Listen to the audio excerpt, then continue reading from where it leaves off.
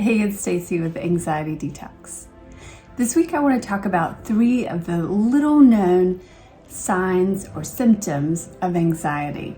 We all know about heart racing and inability to sleep and worried thoughts and sweaty palms. Those are all, normal and well-known signs of anxiety. And really, it kind of shows up differently for everybody. Some people have the heart racing and some people don't. That's one of the kind of mysteries of anxiety. Everybody's a little different. But while we do have all of these signs that are widely recognized, there are a few that people tend to not recognize initially, at least, as anxiety. So I wanted to talk a little bit about some of those signs. The first one is agitation or irritability. Anxiety is kind of sets off this series of events in your brain, including the release of cortisol, which when you have high levels of cortisol, it can lead to this feeling of agitation and irritability.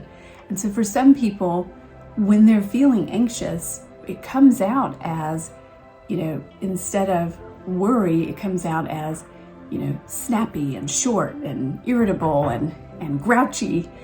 And so a lot of times we judge ourselves when we have this sign, thinking like, oh, I'm just a jerk, or I'm so rude, and why am I always like this? When really it's just a way of anxiety manifesting. The second one is inability to focus.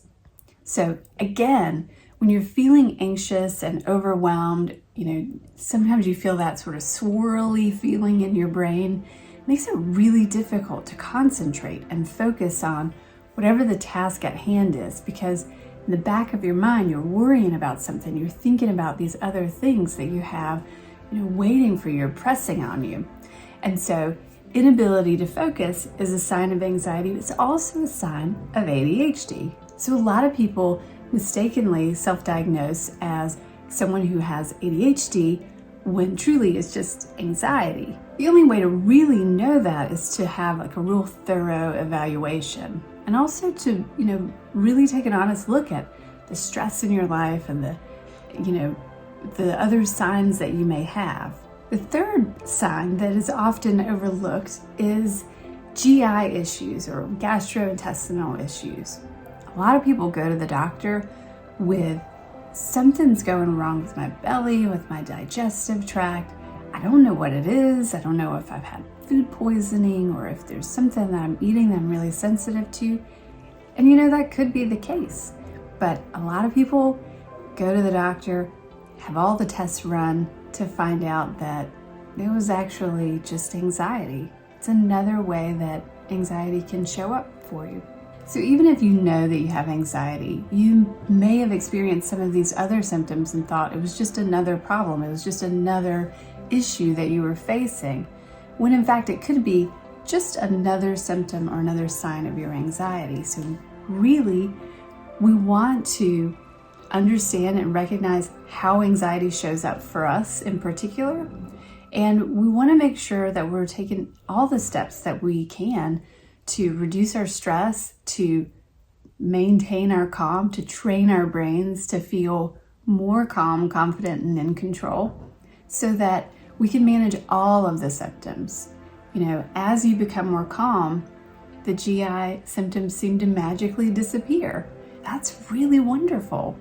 It's really a big freedom to be able to experience life fully in all of these different ways. Being less anxious means you can focus. You can finally achieve your goals and meet those expectations that you have for yourself. It's really exciting. I really just wanted to encourage you.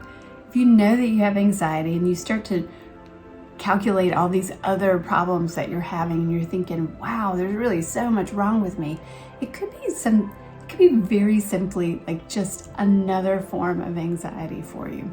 So do your practices, do your morning rituals, keep yourself as calm as you can. Address it when you notice it coming up. so that you can continue to bring yourself back to that space of calm. I hope this was helpful, and I hope you have a fantastic week, and I'll see you again next Thursday. By the way, have you seen the interview that I got to do with Mary Cheatham King and Meg from Coffee with MC? It was so much fun. We had such a great time. They're really two of the coolest gals I know. And anyway, if you missed it, it's got over 1,000 views right now, which is insane and exciting. And anyway, if you haven't seen it, I've got a link for it at the bottom of this newsletter so you can check it out. Thanks again for all of your love and support, and I'll see you next week.